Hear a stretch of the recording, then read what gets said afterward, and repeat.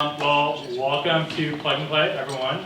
Thank you so much for coming out and giving us time on this Wednesday night. Appreciate you all coming out to the first sustainability meetup of the year. Very excited to have you. If you haven't noticed, we have some free wine out in the back. There's some pizza, so you can maybe just take the next few minutes to get any drinks before we really get started with the panel. That would be great. Just want to give kind of brief introductions and overview about kind of why we're here, what Plug and Play Sustainability is really doing this year, and kind of figure out from there. So for those of you who don't know, my name is Matthew Claxton. I'm the Global Director of Sustainability here at Plug and Play. We have 3 locations around the world, all focused on sustainability. So the main hub is here in Silicon Valley. We just launched our Paris hub. We're going to be launching our Singapore hub in mid-March, so we're very excited about that. What Plug and Play is doing in sustainability is actually 3 things. So we're focused on ending plastic waste. So we had a great partnership with the Alliance to End Plastic Waste that we're building up throughout the next year. And we'll be expanding around the world. So right now we're in those 3 locations I mentioned. But come 2021 and 2022, we'll be launching in South America and Africa. So kind of some great initiatives happening there. We're also very focused on circular economy and water. So not only looking at recycling of plastics, but recycling of other types of materials that are out there, how to utilize waste from existing manufacturing processes, how to kind of get waste back and incorporate them into new products. And I think some of our panelists are going to kind of talk about a little bit of that today. And then lastly, we're focused on water. So it's the biggest issue in the world. So we're looking at kind of water conservation, recycling, treatment, and also kind of how to prevent water pollution from happening. So it's very exciting. We'll be doing a few of these types of meetups throughout the year, and we'll kind of touch on different themes that we tackle here. So today we kind of want it to be a little bit broad and kind of kick the year off right with going over kind of sustainability best practices. So maybe things that you can incorporate in your daily life, incorporate into your businesses. And what I like about us kind of starting with this is it allows us to reflect, what do we really do in 2019? And what are maybe some of our goals for 2020, both on a personal level and on a professional level?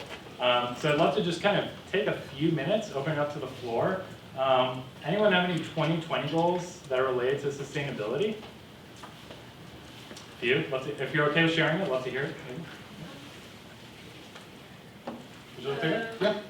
Okay. So we are launching a big project. It's called Galactica. It means that getting all the projects about sustainability together and accelerating the planetary level. Very cool. What organization are you with? Galactica Foundation. Yeah, sir. Try to get millions of more people to bike instead of drive. Ooh.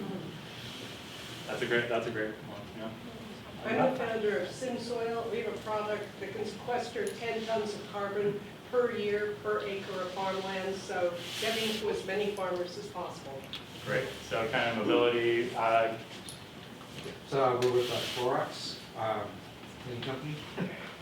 So for our packaging goals, we are doing things like reducing virgin materials, increasing PCR utilization, Yep.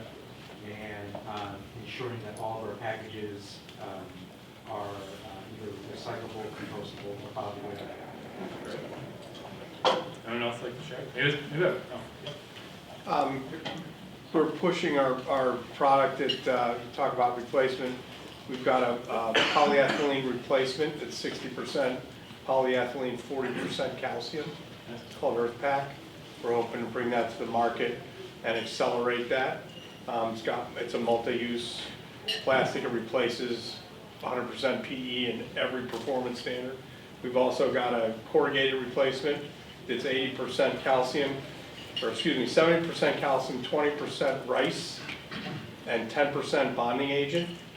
So it competes with paper corrugated, but it's wholly biodegradable, and calcium's a natural product and easy to find, so there's no green premium to the product. Very cool. So what about on a personal level? So like for me, one of my 2020 goals on a personal level is waste less food. So definitely eat out less, maybe buy some of the stuff that's ready to go bad at grocery stores, cook it, start doing a lot of that. I definitely want to start biking and walking a lot more. I spend a lot of time in the car, way too much time in the car. I'm a California boy, so grew up driving in the freeways. So yeah, I'm back there. Yeah, I'm trying to go vegan this year, so the cheeseless veggie pizza was much appreciated. Maybe just one more personal one, and then kick off to our panel. Yes. Well, if you don't mind, my personal one rolled into my professional one. Sure. Personally, I'm a winemaker, so water sustainability Oh. is critical and key to what I do on a daily basis, and the packaging that I use for the wines is of utmost importance for me, not only from a shipping standpoint, but it's upcyclability. I also have a day job that works for a global closure company. We manufacture a cork that uses a low-density polyethylene from sugarcane, now converting to a Braskem product that is made from plastics that's pulled out of the ocean. Oh, fantastic. Yeah, That's great. And all number 4 upcyclable product. Great. Thank you so much. Thank you all so much for sharing. I'd love to kind of turn it over to our panelists. Maybe introduce yourself, any 2020 goals that you may have. Let you guys pick out who wants to go first. Give you a chance to think about it. All right. Well, my name is Erin McNichol, and I'm the Energy and Sustainability Program Manager at HP.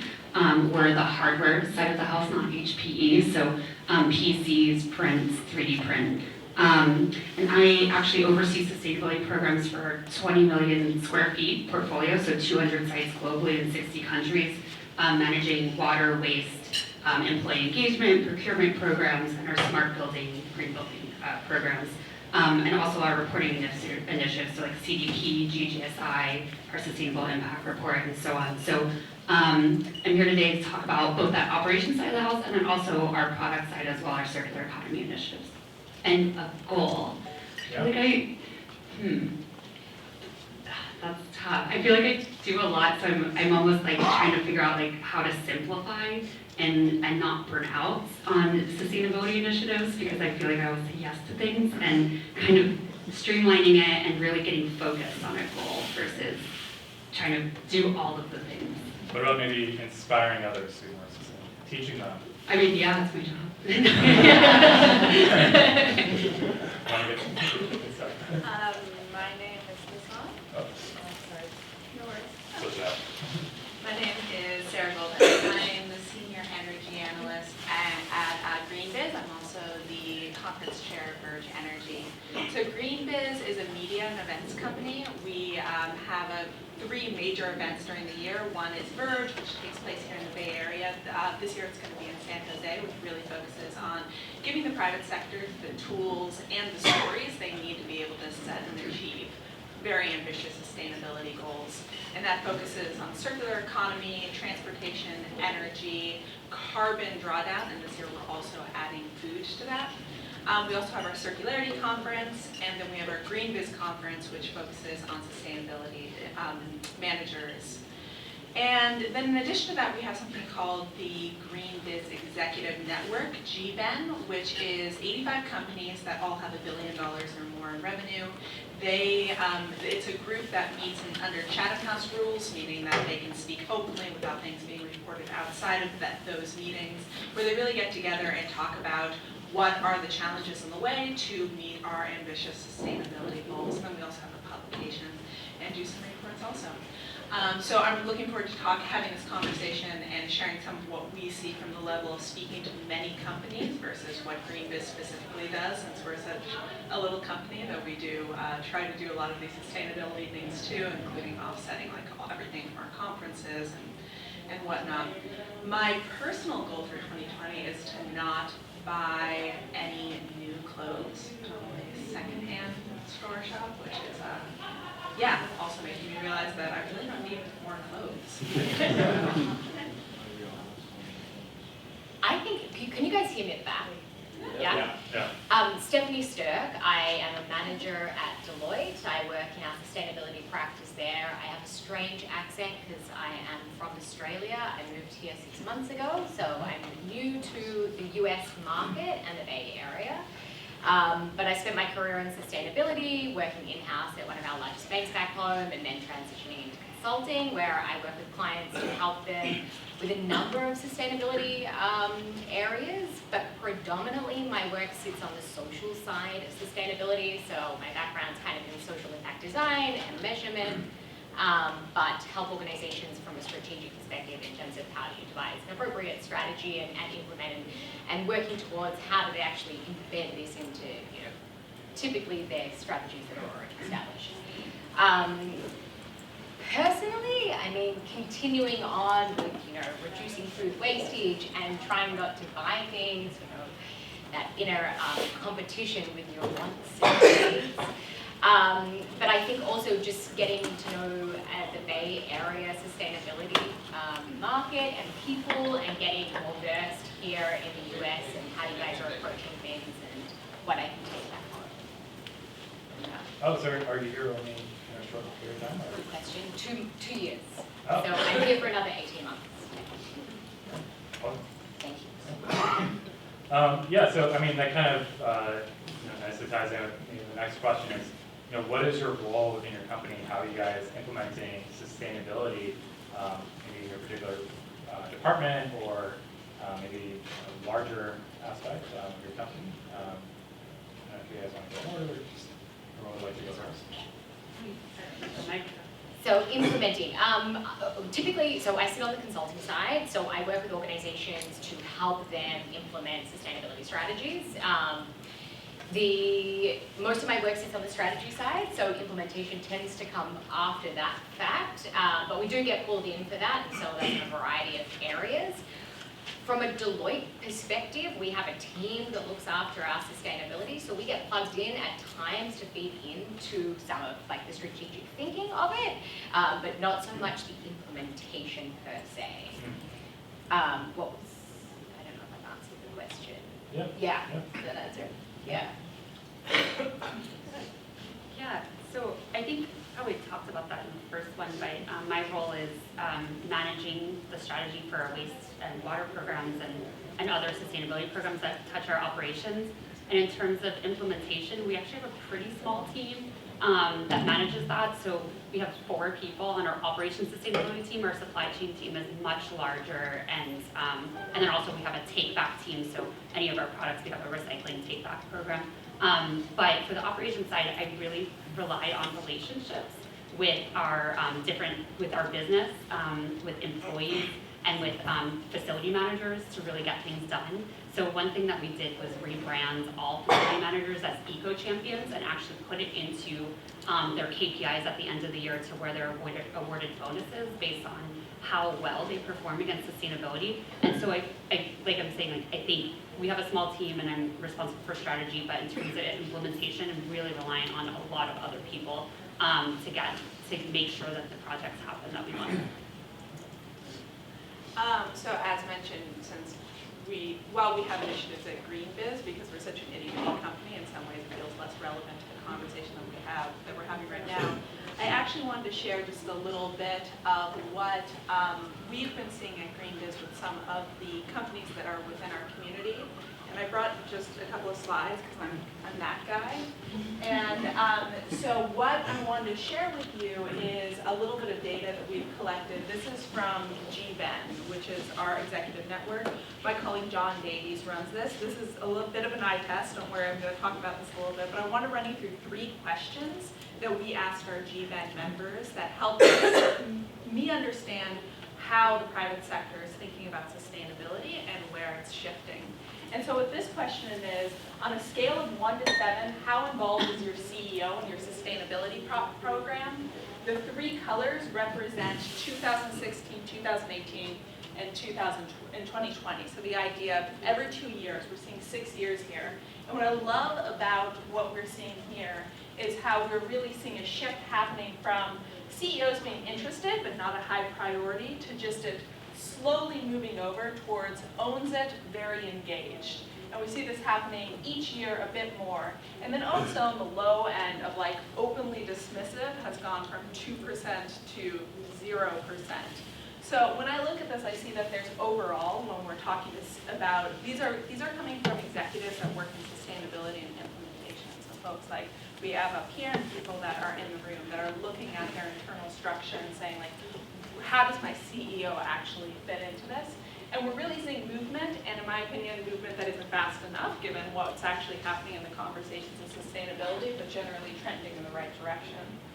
And the next thing I wanted to point out is what factor, if it were to occur, would have the greatest impact to push your organization's sustainability programs to the next level. Once again, we have 6 years represented here, and what I find really interesting is that consumer pressure, people are saying that that's less and less important compared to 2016, and over here, investor pressure is becoming more important, which I find, like, in light of today's news around BlackRock, the asset manager that's now considering climate change fundamentally in their investments, really speaks to the power that, like, investors have generally. And the middle one here is like CEO stated commitments, which wasn't very important and still isn't very important in this scheme of things. I mean, that's important. That is something. And sorry, Yeah. just going back, by investor pressure, you also can mean by shareholders as well for some of the publicly traded companies. Yeah. Yeah. Because in our business, when you think of investor, it's a private investor, like VCs, PE shops. You know, the shareholders are really ones manning it and can, you know, really dictate what CEOs do. So it's very exciting to see kind of that great shift. Right, and I think it also speaks to the rise of ESGs and having more mechanisms of thinking about how can we make sure our money is working in the right way, and shows that that like does play a role when we're talking about how to influence the private sector with sustainability.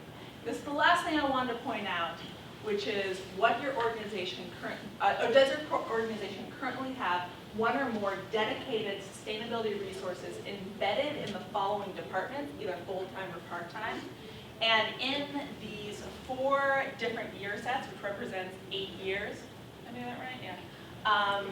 Or a span of 6 years rather, we are seeing that every single department has started to have more and more sustainability as being fundamentally within the departments, which is really what we love to see, because the idea of these being siloed away and some sustainability department fighting with every other department for thinking about these things isn't the way to really be making systemic changes. Having that on the ground level. Then of course we're seeing things like CSR, AHS. Thank you. Yeah. These are over here, like really the high-end supply chain are really where sustainability is becoming essential and embedded within it. So that's all I have in the way of slides, but we wanted to share that as context for what we've been seeing overall. And these results come from about 450-ish people working in sustainability in companies. That's fantastic. Thank you so much for kind of bringing that and sharing with it. I actually kind of want to bring up a few different points. One thing that I've noticed in conversations with a lot of corporations is they want to implement sustainability, but the desire in order to do it is kind of coming from different places. So sometimes it's the C-level CEO, sometimes it's more the kind of like mid-managers or directors saying like, hey, we can change your products, we can kind of change how we do business, and then it's kind of pushing more the higher ups to really get involved and engaged in it. My kind of question to the group is, do you kind of see that, or are you kind of hearing those same things, that it's really, you know, is it more of a push for the companies to become much more sustainable and really adapt a lot of these methodologies that are happening, or has it been much more like trying to pull senior leaders to really adapt it? And you know, some people have been arguing, oh, it's consumer habits that are kind of driving it, it's getting reflected, but you know, you kind of just clearly showed it's actually been going down.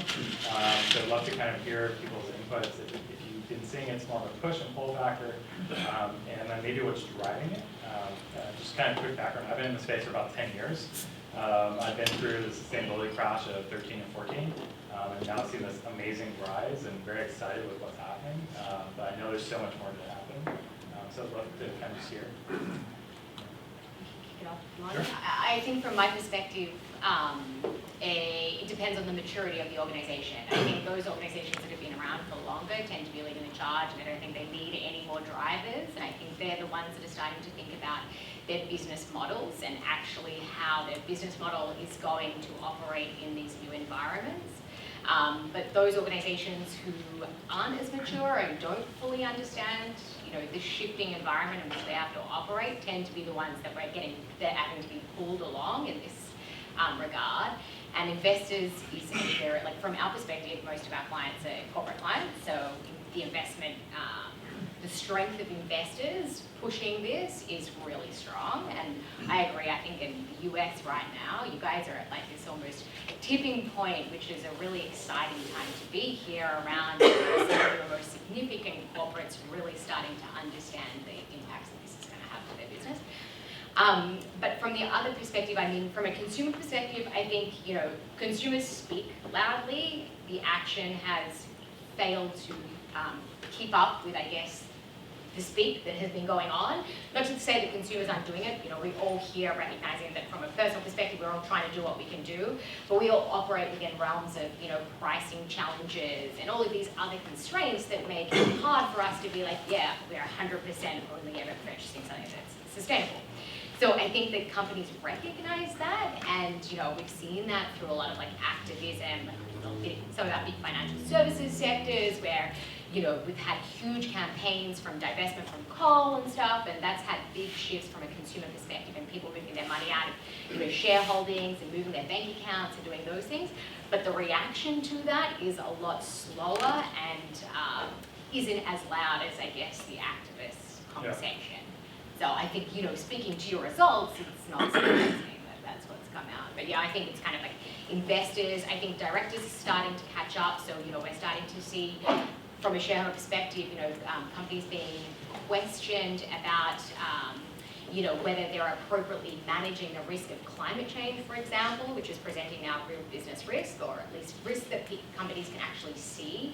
So I think, directors are now starting to they're starting to wake up to this in terms of like worried about being held to account for not appropriately managing risk.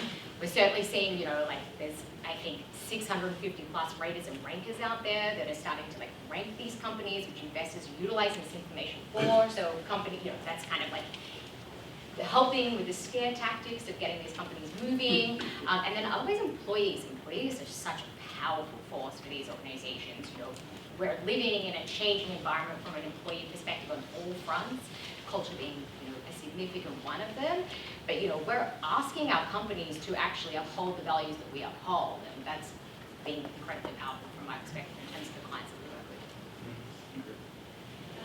Yeah, and I guess just to add to that, being at HP, you were right, and in terms of having a really mature company, having a mature program. Actually, when we were first founded, one of the principles was corporate citizenship. So that's really been part of our history through our whole company, and so that's been great to see that really top-down support. Our CEO in every single employee meeting talks about sustainability and a sustainable impact strategy.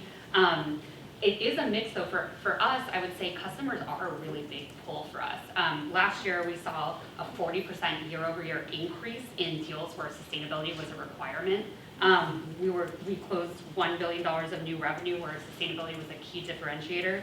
And customers with sustainable purchasing criteria like eco labels, Energy Star, so on represented a total of $16 billion in our revenue. So it's a really big push for us when customers put it in their contractual agreements and want sustainability as part of, and that's a big push for HP business to change. Our employees are huge. I mean, 89% of employees see HP as a socially and environmentally responsible company, and they're really pushing us to do more, especially in the office level, getting rid of single-use plastic, for example. And in a bunch of our sites, we've actually banned any plastic beverages from being served in the cafes. So those are different things that we're being pushed on from the operations side and then our customer side. And then we do report to CDP, which is something that investors look at when they're considering investment potential. And so we're getting more questions on that every year. And our board of directors is asking more about sustainability and what we're doing. So we're seeing an increased investment by HP in growing our sustainability teams, especially on the product side, that I've seen since I've been there. I've been there 3 years, so I'm just seeing it grow pretty strongly in terms of actually making this, we're seeing it as a business driver. We're not seeing it as a nice to have. So. Can I ask a quick question on your customer piece? Because do you break your customers down into segments? So you've got like your retail customers and then you've got your corporate customers or whatever. Do you know what the breakdown in terms of like the those figures that you were talking about, what the driver is? We're mostly business, like the majority of our revenue comes from like big business contracts. So I don't know the exact percentage breakdown, but it is. But that's yeah. One thing I do want to kind of touch on, and you all mentioned it, this underlying theme, I don't think like nailed it, or like said it specifically, but essentially money is the number one driver. You kind of said consumers are demanding it, investors, shareholders are demanding it, you have to in the contracts. So, it's really going a long way, but one thing you kind of touched on is culture as well. And you kind of mentioned it in the US, it's a bit of a tipping point, we're starting to get there. Europe, far ahead, everyone acknowledges it, kind of seen it, and they're trying to learn from it as well. And then other parts of the world are starting to get there, but it's a lot more difficult. So kind of to our question, I apologize, I just completely got off the prepared questions. So one thing I would say is how can you kind of make that argument to someone, to whether it's maybe a product owner or a CEO or someone starting their own business, like say you can be more sustainable and economical at the same time when some of the markets are still kind of getting there and not quite established. So how do you kind of go about approaching that conversation or argument? And maybe what are some of the key facts or figures that you have to kind of put in there to really make that case? I know it's a loaded question. One I would start with, I'm not sure Australia is that far ahead. I mean, just look at Tiffany's headed to our political parties, so yeah. However, to answer your question, I think it's sometimes a hard argument. The reality is sustainability is a long-term game, right? Business doesn't operate on a long-term game. We talk about quarters, results, and everything else. So the challenge is being able to kind of like, cost this out from a cost-benefit perspective on that long-term perspective, and I guess getting them bought into that, and that can be a challenging argument because at times some of the sustainability initiatives that we do undertake actually cost us more money up front than they, our returns don't come till later. So in that regard, it can be a hard conversation, but I think it's about taking that long-term view and helping to sort of like cost it out for organizations. Yeah, so I mean, it kind of becomes a little interesting, like, it's kind of, you gotta almost trust, like, trust me, it will pay off in the long run. It's hard to prove out all the figures, but it's kind of like, it will get there. I mean, some of it can be costed out, and some of Yeah. it can be valued for sure, so I think certainly we're making ways, I mean, impact measurement has come a long way, and I think that we're being able to better value some of the work that we're doing as organizations, which is helping that conversation. But I think there's also a lot of really good case studies out there, right? So like there's some really forward-thinking companies who have done some really great work already or have already reaped the benefits. So I think there's really good case studies to be able to draw on to highlight as well. Those early adopters really kind of showing the way, showing these cases. Yeah, so. Yeah, well, what I'm really seeing from the companies that I'm speaking to is trying to take a more holistic understanding of what costs really mean when they're communicating internally for sustainability initiatives, and then also carefully communicating that externally. So I sort of think of the sustainability initiatives from companies in 3 different buckets, and those are the internal activities and what's happening with the employees and what's happening with the operations and those sort of, scope 1, what's happening inside the walls. And then what they're doing in a more, what they're doing for the company to grow the company and what their core offerings are. And then the third one I think of as how they're trying to influence the space generally. And that one, I'd love to come back to that a little bit more because I think that that's really where we're needing to see a lot more movement because it's a lot easier to be messaging to like your employees, like we're an awesome place, look at these things we're doing and building that support from employees and listening to employees and that relationship that's happening there, and then also communicating to the consumers and the business models that this is something that's worth doing. And so then the missing piece and something that I really want to see more of is the next level up of saying like pushing the urgency and the sort of like collective things that need to be happening. And there's more whispering that I hear from companies around, but then there's also a lot of like risks, and there's risks in every one of these where companies at the end of the day are wanting to ensure their returns and their customers and all of that. And whenever they're taking steps out for these sustainability measures, they're also opening themselves up to potential criticisms as hypocrites and as not doing enough. And it's like, as a logical person, it makes sense that companies wouldn't want to be putting that out front, especially if it's not something that they're getting a clear signal from the market that's needed. So I hear about a lot of companies implementing different sustainability measures that they don't communicate to the public because there's no real upside to it. Yeah, I mean, I definitely hear that a lot, and I think what's been very interesting in kind of the sustainability space is it's gone through waves, and the players that were kind of more forefront, kind of 2008, 2014 realm are now kind of also back in, but also kind of getting a lot more criticism. So it's been this interesting phenomenon. See, more people are jumping in at the same time. The people already there are kind of criticizing those people at the same time, and also making people want to go back out. I don't know if you guys have kind of seen the same thing, or I know it's a little confusing, but I guess it kind of goes into as a company. We're a little scared to say, here's everything we're doing in terms of sustainability, and you are open up to criticism. But have you been seeing kind of people kind of afraid to say, obviously, like people afraid to say all the things that they're trying to achieve in terms of sustainability, both at a micro and macro level? And then how do some people overcome that? Yeah. Again, loaded questions. Right. Sorry. Yeah.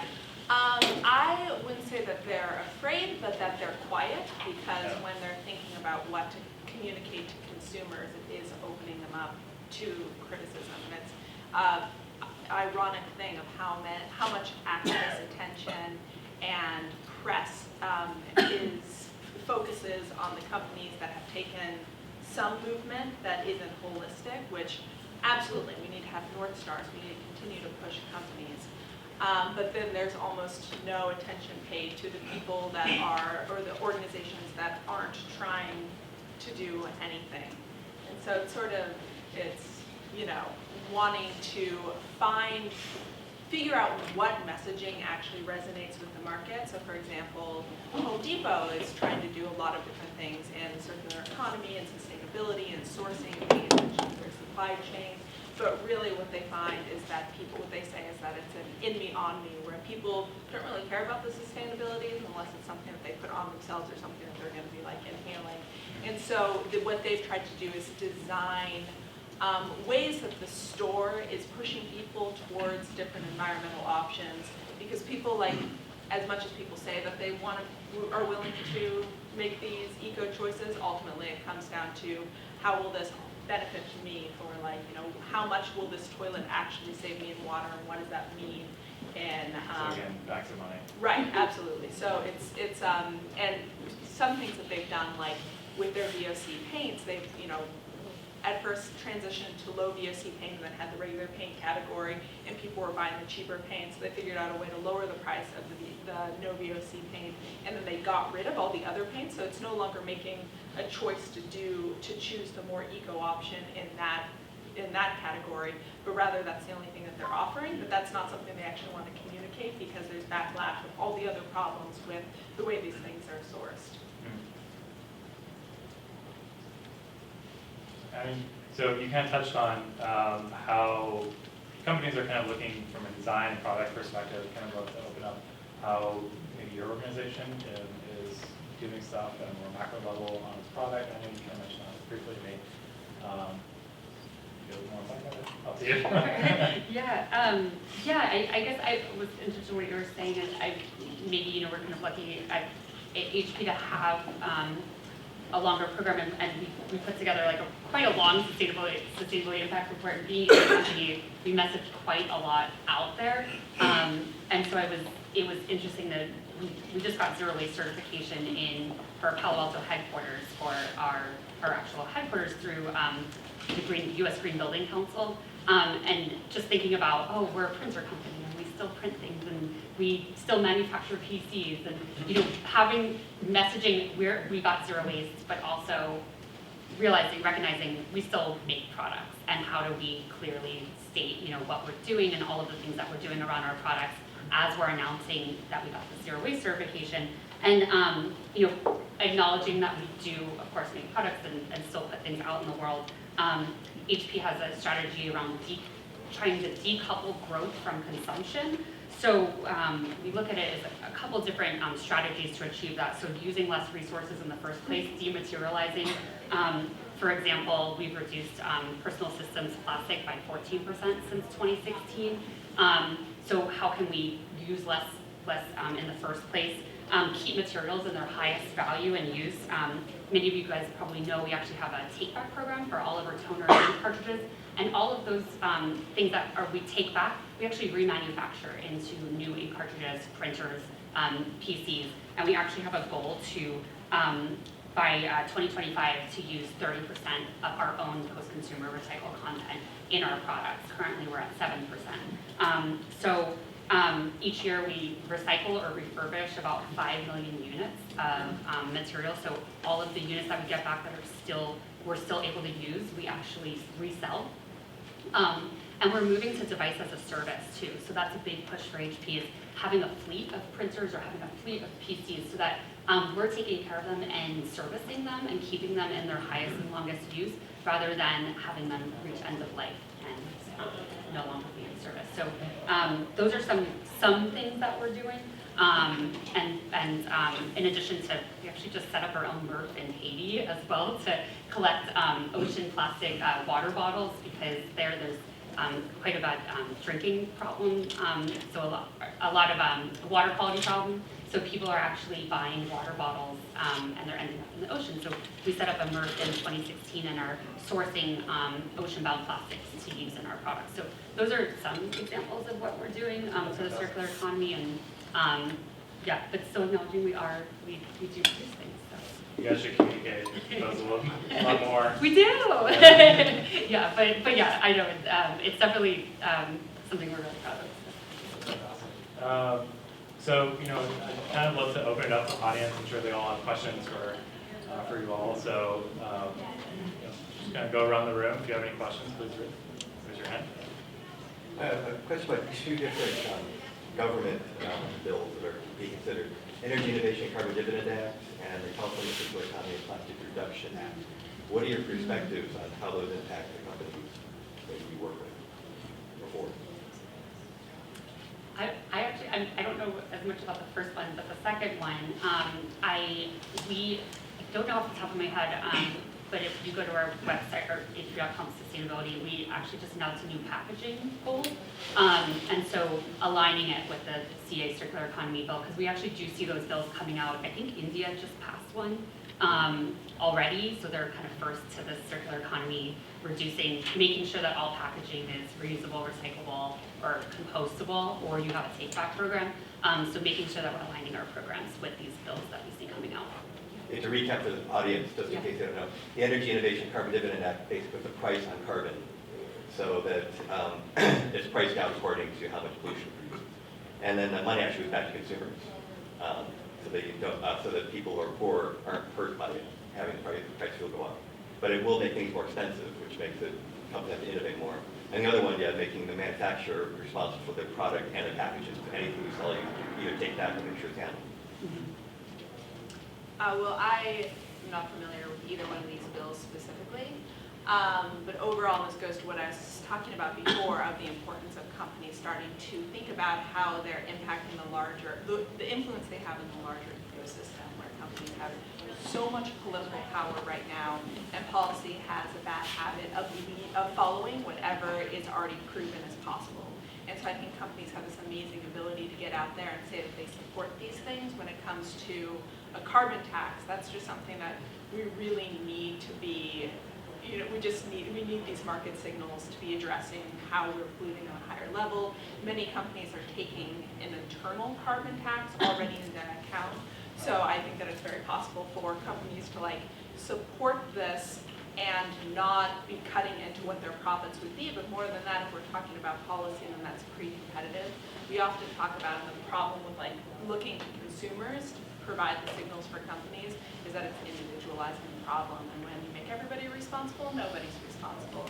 And in a way, the way we sit up here and talk about these individual initiatives from companies are still individualizing the problem with what companies are doing, which I think is deeply problematic because there's always going to be companies that are enjoying, higher profits while making other people pay for the externalities. And so having these conversations about how we can have some of these environmental concerns pre-competitive is really what we're needing to make the next big step forward. And what I see is a lot of companies that when they go out there and they advocate for policy meet a lot of criticism. We're in a hyper-partisan environment. And I think as individuals, what we should be doing is making it as dangerous for companies to not act as we make it dangerous for companies to act. But we should be really holding companies responsible to be supporting larger solutions and larger policies overall. First I've heard of the bills. I'm new to the US, so still You don't get our California news. with a lot of the regulations and things, but See, the first bill is a national bill. Right. Canada actually has passed it. They tested it in British Columbia, and then they passed it last year for all of Canada. And we're trying to get it passed in the U.S. The second bill is just California only. So Sure. they're like on everything. and they're both passed. No, They're they're both both up for, proposals. they're trying to get passed. The Energy Innovation and Carbon Dividend Act actually has a few Republicans are supporting it. Yeah. There's actually Republican proposals for it as well as a Democratic proposal for it. Right. Which is interesting. Yeah. Because it's a market-based solution. It's building those externalities into the product. So it's a playing field for everyone that's all level. I'd love to ask one more question to the panel. One thing that I personally experienced is there's a lot of arguing in what is the best solution to become more sustainable. Is it money kind of speeds? Is it policy? Is it looking at design and products? Is it kind of trying to almost bankrupt the companies that are the biggest polluters and promote the ones that are doing better? Have you guys kind of felt that in your everyday life? I think in kind of Northern California it's a little bit different, but I mean, I live in the Berkeley area. And I get it all the time, especially with some of the partners I work with. I speak with policy people, and they're like, "Oh, policy is the only solution to make our world more sustainable." And it's kind of like, okay, you guys are pretty slow. We got only 10 years at best, so but I'd love to kind of hear maybe your personal perspectives. I read two different articles where one was saying investors and one was saying policies. No one can agree. No one can agree, but I got it's a mix of both, but I feel like kind of seeing your stats and everything, I think investors and policy are seem like, where we're seeing the most movement in being able to make change, regulation and making that change. I think it also is company dependent for us. It's customer, but kind of thinking about the larger ecosystem. I really think companies respond to regulation and investors. I think all of the above. I think it's the ecosystem of these things interact with one another, and I understand why it's good to have narratives about we should be focusing on this or that, but it really denies the way that all these things work together in orchestration. So I think that when it comes to like activists, they play an incredibly important role to be applying pressure on companies, to be applying pressure on policymakers, and I think companies do an amazing job of showing that these things are possible. And really, that's in the climate that we're in. As I was just saying, I don't think policy can lead. It's going to follow what companies are already showing that is possible and that they want. But then at the same time, if we don't pass those policy things, then there's always going to be some companies that are making a lot of money off of polluting. So I sort of think it's like a false contention to be stacking those against one another. And I also think when it comes to climate and clean energy initiatives, it's more of a magic penny. The more you spend, the more you save. I don't buy that it's spending political capital to be pushing on one front because of the number of benefits that are associated with wins. So I think pushing things that we're able to pass creates the space for more things to be able to happen. Couldn't agree more. I think it's all of them. Look to Australia, we've got some really forward-thinking companies, but look at the state of our country at the moment, like we need regulation to start driving some of this activity. And look to the European region, like they're worlds ahead of us, and that's not just because of the companies, that's been a drive, like a regulation's been a driving force for a lot of that thinking. So I think the regulation can play a leading role. It hasn't typically here and in Australia, but certainly can play a leading role, and there's room for improvement, right? And I would also say that every carbon tax is beautiful before it passes, where there's always like, there's all these ways that policy seems, it can seem like a silver bullet, but then by the time it's actually implemented, there's lots of challenges with it. So for the Canada Tax and Dividend Program, the way that was passed was by watering down the price of a ton of carbon and approving the transcontinental access to be able to take oil out of the tar sands. So there's things where it's like, cool, we have a policy in place, but it's not sending a strong enough market signal, and the trade-up for that was exporting some of the dirtiest petroleum that's around. Yeah, I mean, the policy part is kind of interesting, and there's some people that work more on a global scale here, there's some people that just work in California and more local. But in kind of my experience in sustainability is some regions policy will drive it and people will accept it and really adopt to it and even challenge it to go further. Some parts, policy comes in, it has this negative impact where people hate it and they'll figure out the loopholes, and the loopholes are then far more environmentally worse. I mean, the plastic bag ban at supermarkets, they said get rid of single use, and so some people came in and said, all right, we'll make it double use or forever plastic bags. And they still go to landfills sometimes harder to recycle, and so it's just kind of. They were pretty effective. They were. 80% reduction in plastic bags. Yeah. No, so I mean, but there's, again, I think you this one is silver bullet. inappropriate design though. Like, so we haven't thought about design really in its end-to-end solution, and I think that we're getting better at understanding how to appropriately design for things. You can apply some different techniques, but I think that's built into it. Yeah. So maybe overall, in order to actually kind of achieve this, it's making sure everyone is at the table. You get policy makers together, you get companies together, you get design, manufacturers, supply chain people together, and actually be on the same page. Sorry, I didn't interrupt the audience. I'd love to keep it going with some questions from you guys. One more thing on policy. I would love to see companies, every company that has an internal policy about sustainability should be supporting that policy as a piece of legislation too. So it's amazing to me how many companies we have signed on to RE100 that want to go 100% renewable energy that didn't step up to support 100% clean energy for the state of California, or is behind bills that are 100% clean energy for the nation. And I do get that that's politically dangerous, and we need, like as individuals, need to be supporting companies that are getting out front on this, because it seems like a huge inconsistency that companies are looking within and saying, this is important for our organization, but I'm not gonna mess with that. I'm not gonna touch that third rail. I think this is also reflective of like the maturity of, I mean, let's be honest, corporates really aren't doing what they need to be. Like there's some really leading corporates, but for the most part, they've got a long way to go before they kind of doing the appropriate job that they should be doing.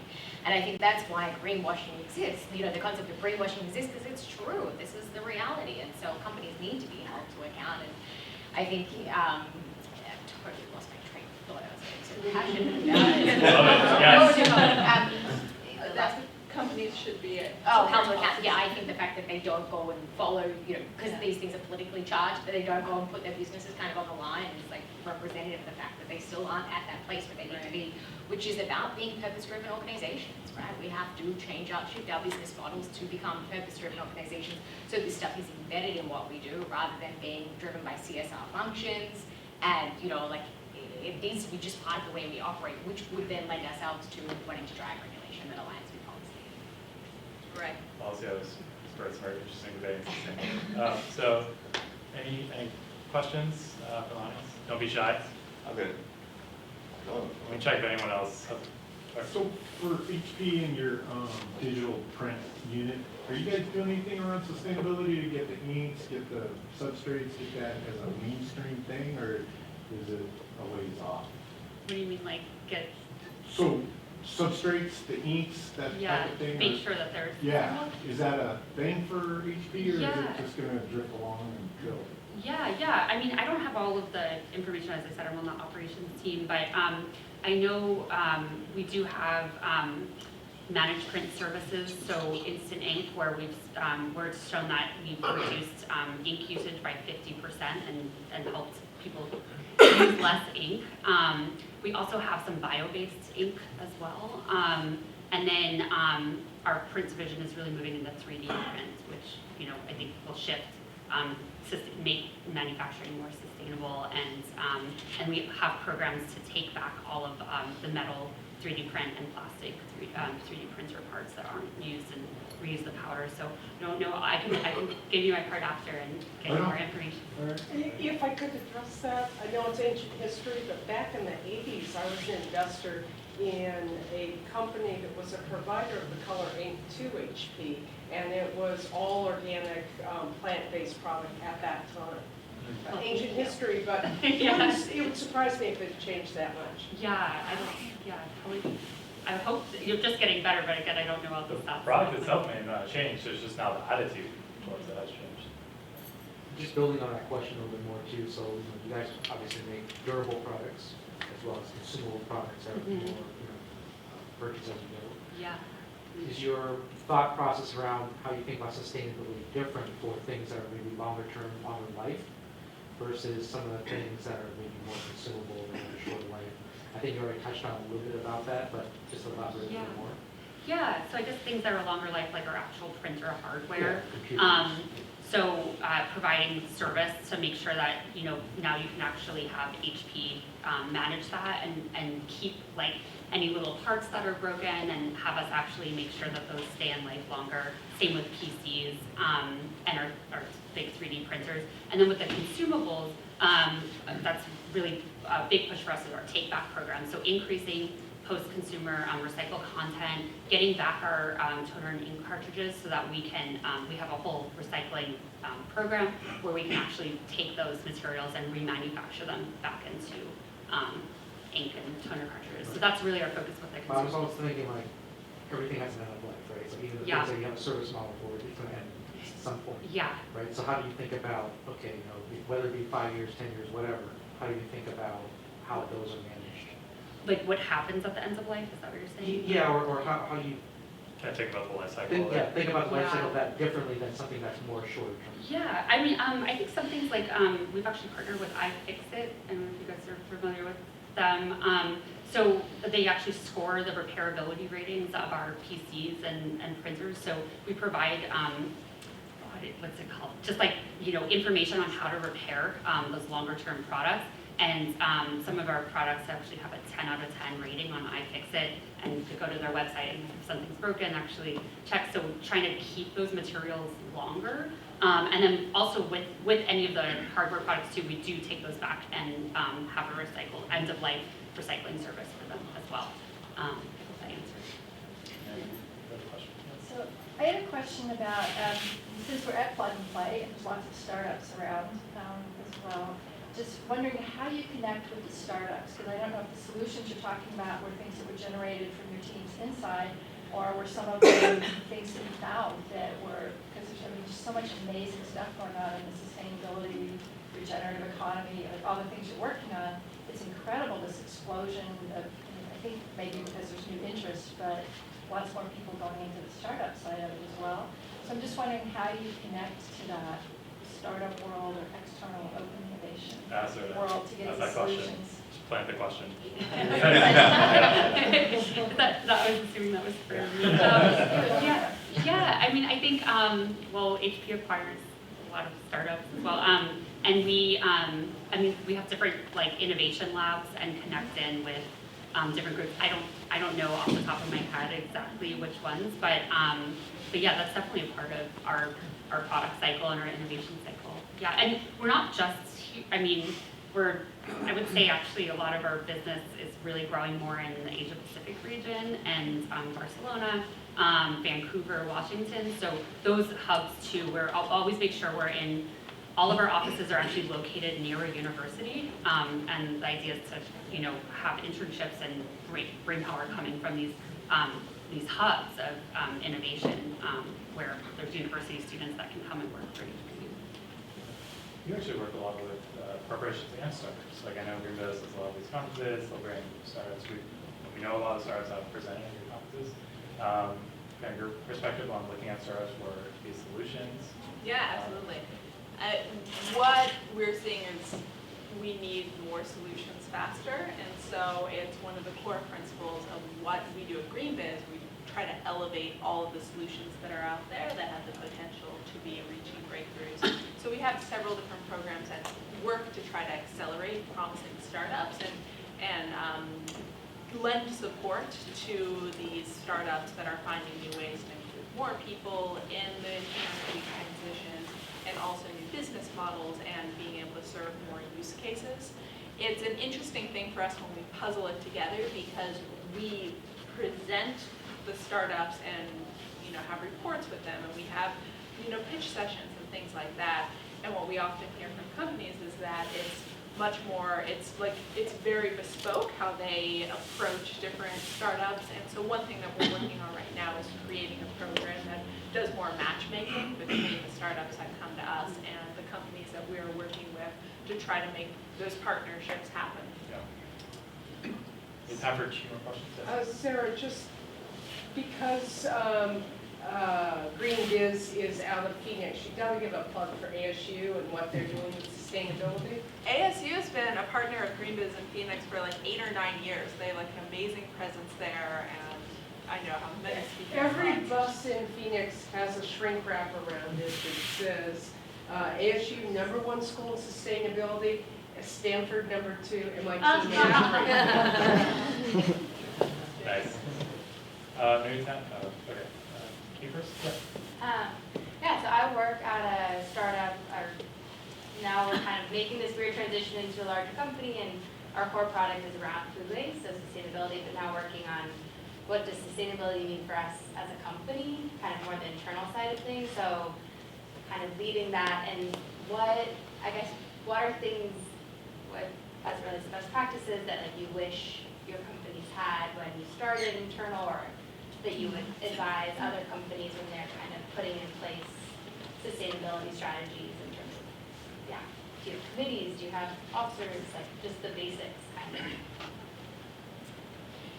Best practice would be not to have a sustainability strategy, but your strategy, the sustainability aspects being built into your corporate strategy, so not 2 separate elements.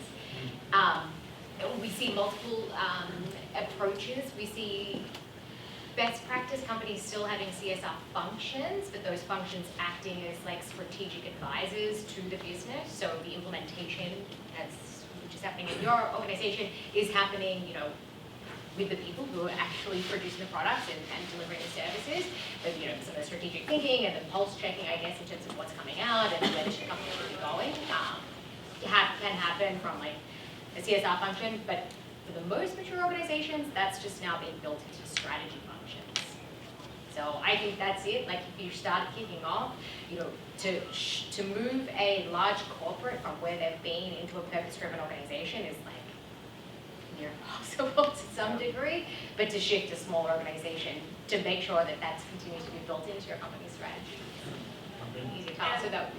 Yeah, and this is the first question you asked about where organizations are and how to shift. I have a view that's much more similar to what you were just saying, with the idea that it's easiest for new organizations to be implementing things from the ground up. And I find the legacy organizations are the ones that have these giant mammoth shifts that are needing to just make degree changes one at a time.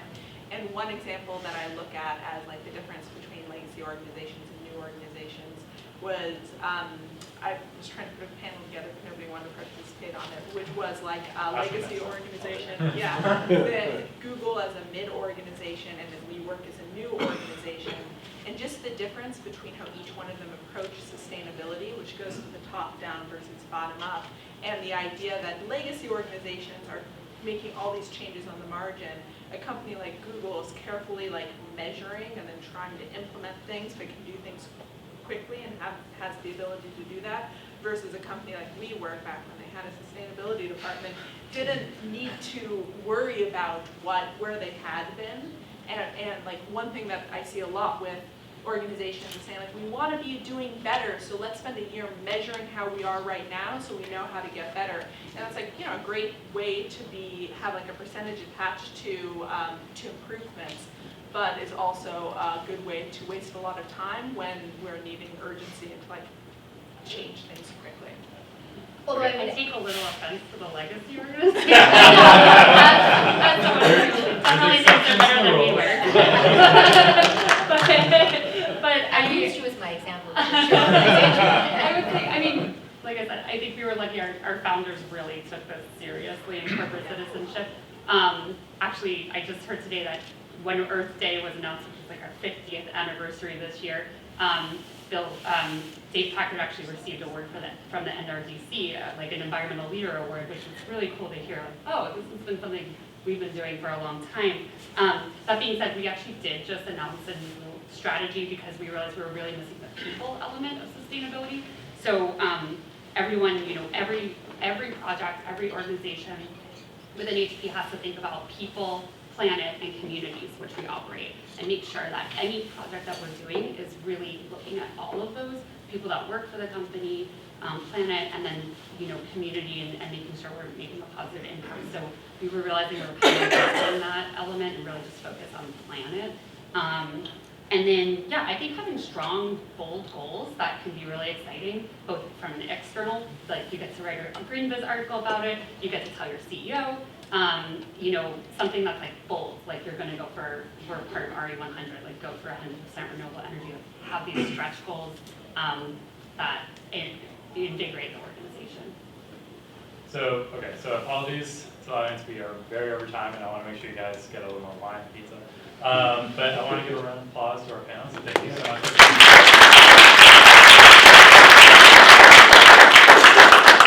Thank you all so much for coming out. Hopefully they'll stick around and answer your questions one-on-one. And yeah, enjoy the rest of your night. Thank you, everyone. I actually should be a co-worker. Sure, how close are you guys?